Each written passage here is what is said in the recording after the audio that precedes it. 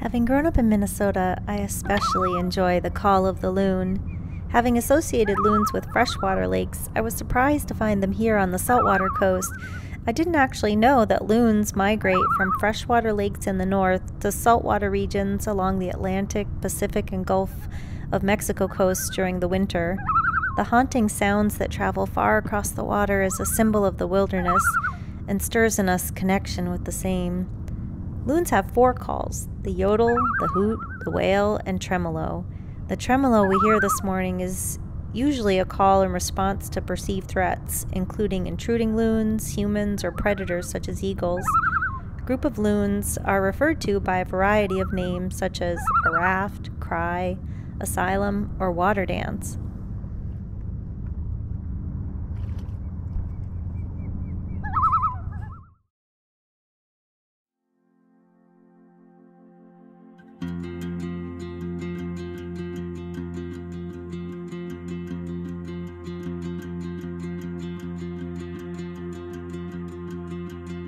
We're picking up camp and moving closer to Stonington today, staying on Rock Island. We anticipate the arrival of a replacement solar panel in Stonington in a couple of days. Thank you to Stonington Paddle for the willingness to accept our mail.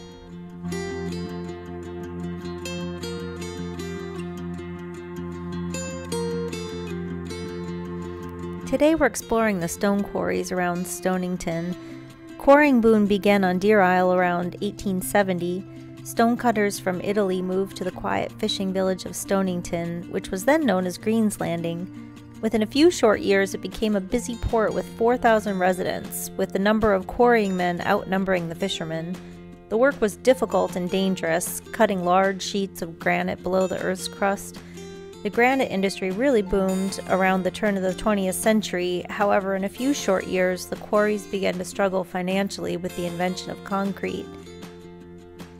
The quarry on Crotch Island resumed operations in 1979 and is the only active granite quarry in Maine today. The granite from Deer Isle has a lavender tinge and is known to polish well. Granite from this area has been used in such landmarks as the Museum of Fine Arts in Boston, Yankee Stadium, the JFK Memorial in Arlington, Virginia, and portions of the Manhattan and Brooklyn Bridge.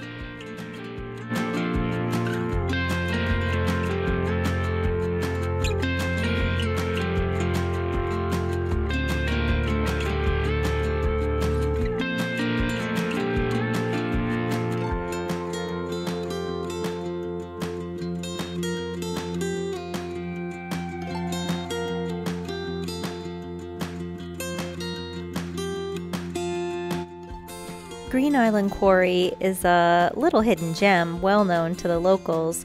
It was only in use for a short period from 1905 to 1923. It was acquired by the Maine Coast Heritage Trust in 1993, and the island is now a preserve. We were super excited to discover this little quarry as it gave us the opportunity for a freshwater swim. Wow, the Maine water is about 55 degrees, so this warm freshwater quarry rinse felt like a luxuriant bath.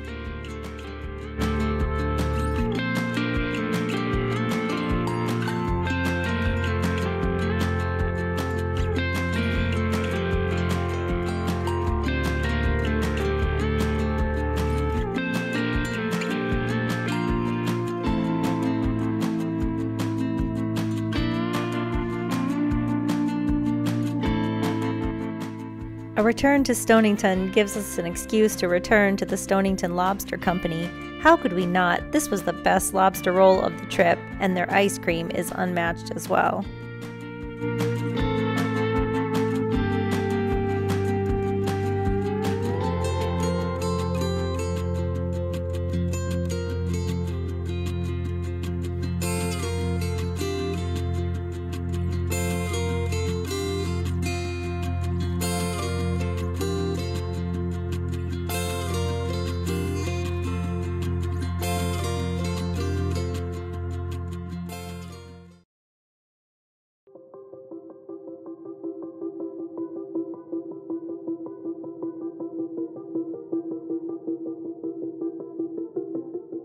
We received our replacement solar panel in Stonington, and it is working great. It gets charged even better than the initial one did. So we are once again heading northeast along Merchants Row, headed for Buckle today.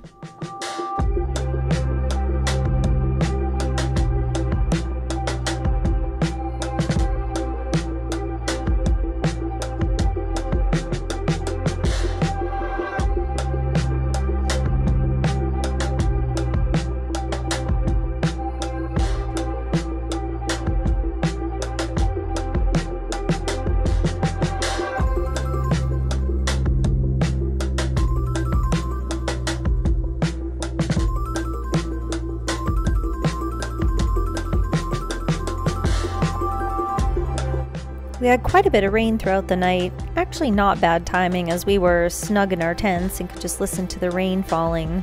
However, we had plans to depart from Buckle closer to sunrise. No go though, the fog thwarted those plans. After several hours, we had a break in the fog and set off for Marshall Island.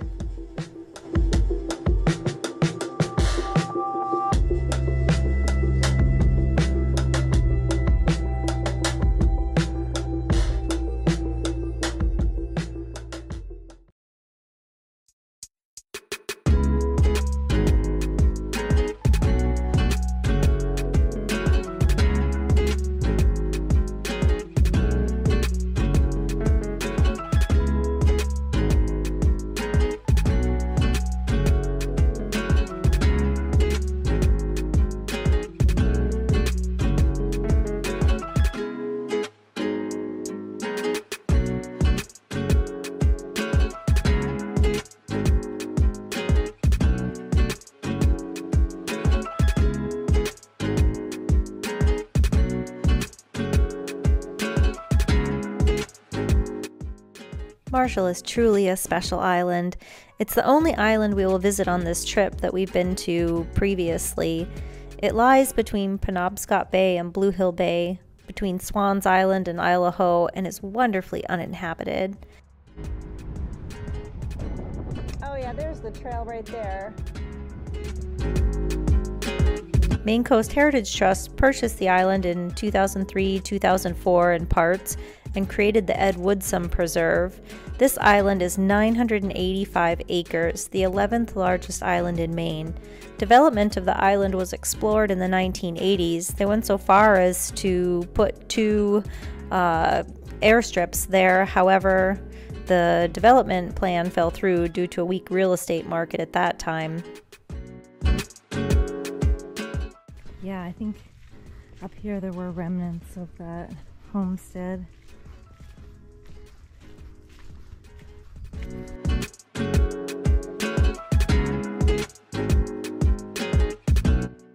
It has a wonderful network of hiking trails that include passage through the middle of the island, where you can see the abandoned runways.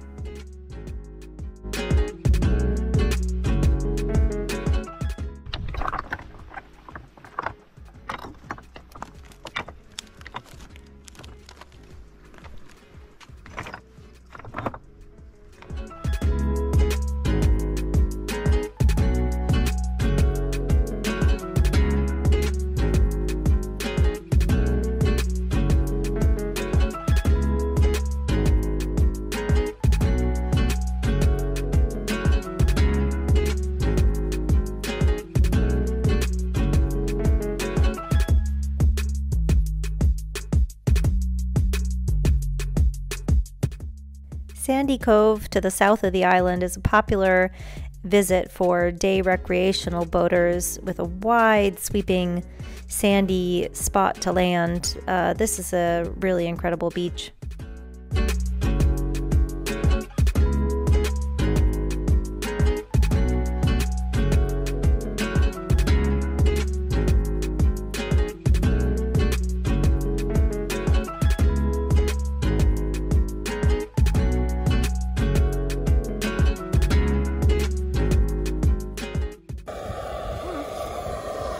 John's gonna get all the bread.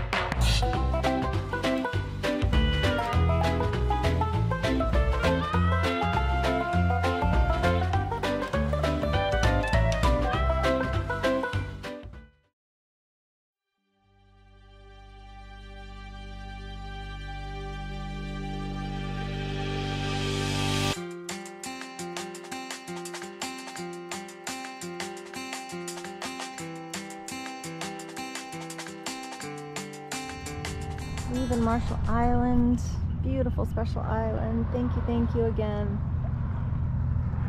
Cobblestone Beach was a little rocky, very rocky. That was the definition of cobblestone, but very little swell, so made that less painful today. We're heading to the sister islands, to the east side of Swan Island.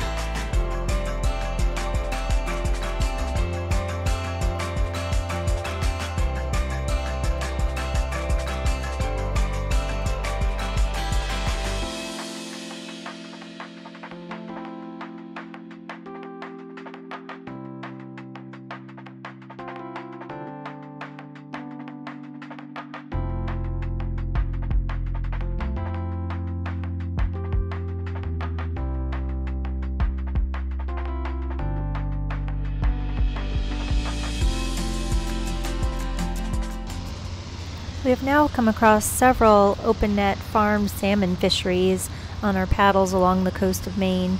We are also amused by a couple of seals frolicking around and under our boats this morning.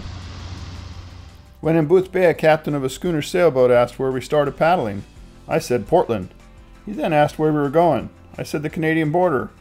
He replied after a pause, "Well, use the currents." As they pulled off the dock, I thought to say, "Have a nice sail, use the wind," as if either of us had a choice. It is interesting when you're knee-deep in an experience, and I mean immersed for weeks, and the people you meet along the way want to interject their advice. Is it driven by a need to connect or rationalize what we are doing? I'm not sure, but it became a common theme.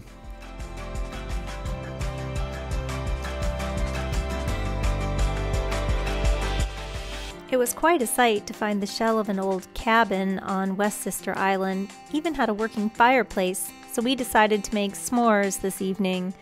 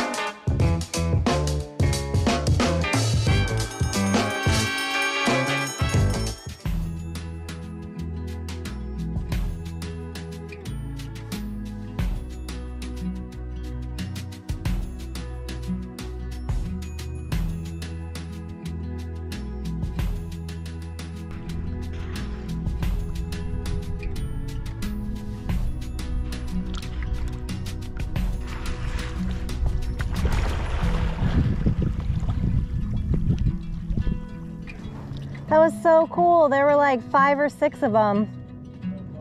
That's so neat.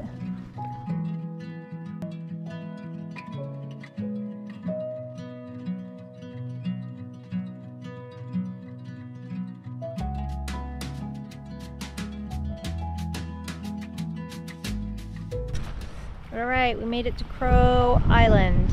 Crow Island is a short little stopover south of the Cranberry Islands. You can see the Cranberry Islands behind me. We're gonna head over there to Little Cranberry. There's a bunch of sailboats in the harbor, and there's Isleford Dock Restaurant. We're gonna check it out, see if we can get some good yums after a day of paddling. Ooh, there's a sailboat coming out from the harbor now.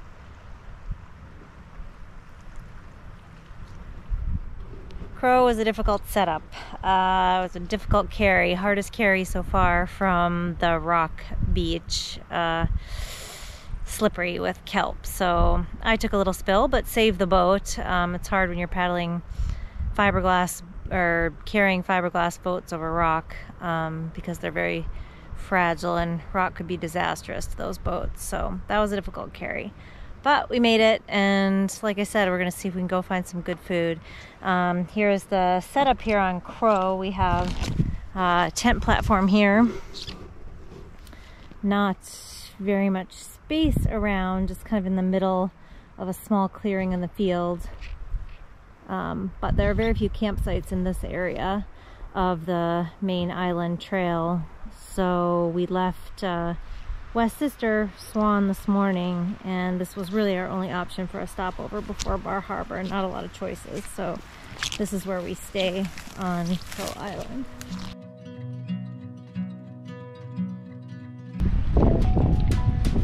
In this area, the tidal range is about anywhere from 7 to 11 feet tidal range. So we landed a couple hours before high tide. As you can see, it's kind of covering over this rocky beach. When we landed, though, we had to carry over these slippery kelp rocks, which is not fun with a boat. We unloaded them first,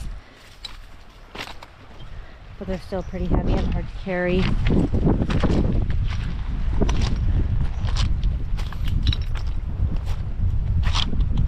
So we carried from down here up to this spot above the high tide mark, and we'll reverse that and hopefully not slip again. Let's see how this goes.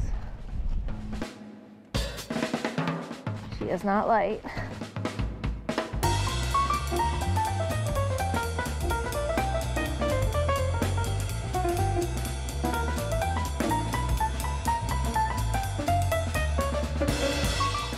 Oh, she is a beast. It's a heavy carry.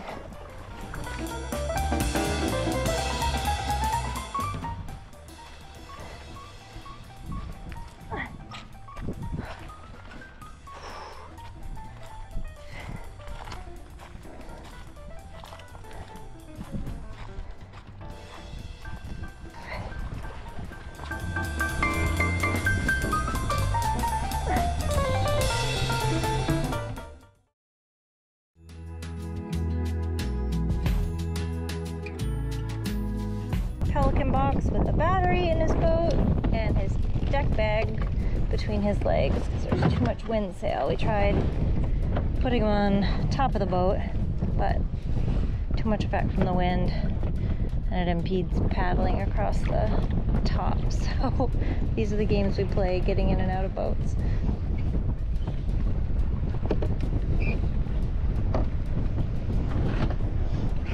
There you go. Drifting.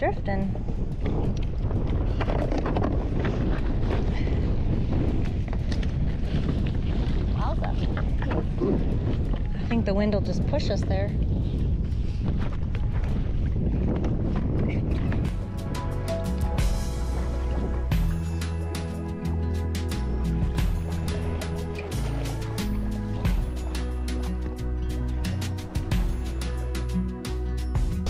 Heading into Little Cranberry.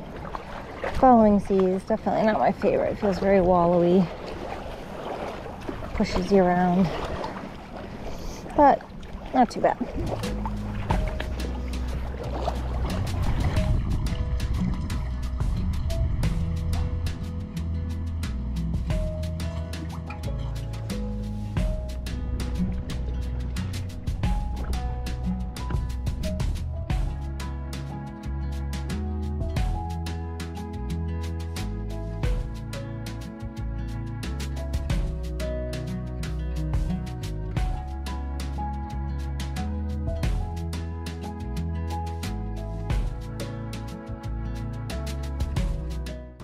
John's trying to make a garbage dump.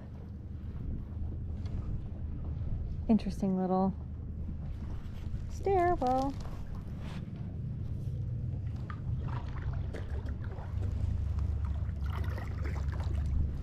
That's impressive. Impressive exit for sure. Wow, impressed. worked on. That was a challenging garbage dump.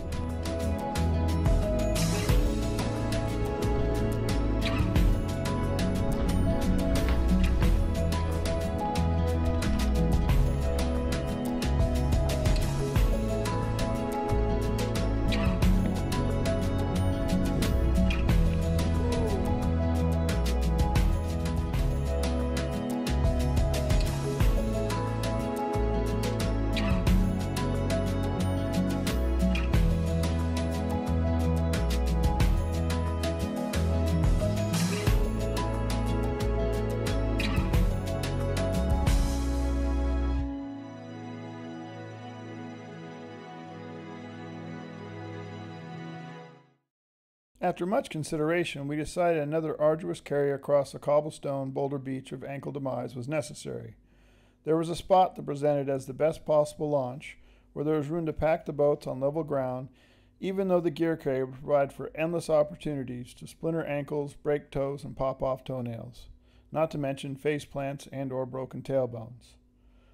As it would be an early morning departure, it also made sense to store the boats for the night on the little island north of Crow that forms at high tide, where this magical launch spot exists. I woke in the night, and the sound of the waves, louder than anticipated, put me in a panic that our boats had washed away with the tide, knowing full well we had stored them above the high tide line. I jumped outside in the dark, but could not see them. Thoughts of having to tell the story of their fate for the rest of my life played over and over. The seed I planted in Katie's head about this potential spurred her into action, so much so she tromped across the ankle-rolling boulder pile of death in shin-deep water in the dark just to cool the static in our brains of the possibility of their loss. I would make every effort not to put our boats at a distance in the future.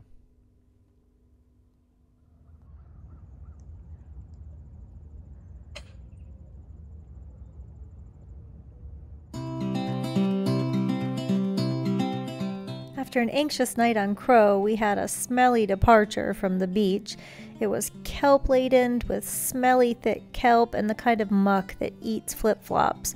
We're happy to be off that beach and taking a short paddle over to Great Cranberry.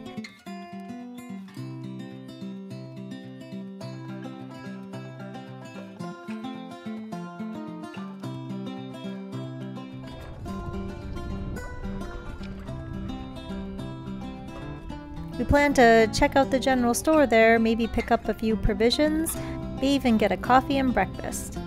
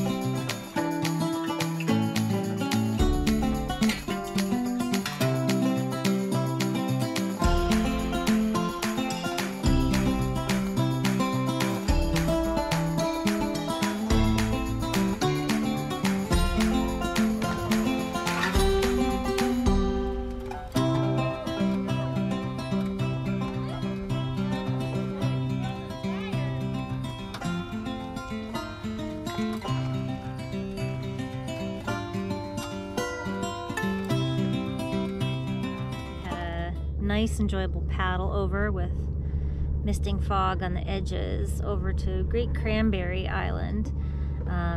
Stopped here at the local dock and headed up to Great Cranberry General Store. Had a wonderful breakfast, wonderful selection of food, but we don't need a lot of provisions right now, but they had a great selection. So we're just catching a moment after crawling out of the muck. We feel quite civilized. Even found my favorite Clear Mind Dr. Brew kombucha. I feel like I'm back in civilization again. So we're taking a moment here at the dock to reorganize.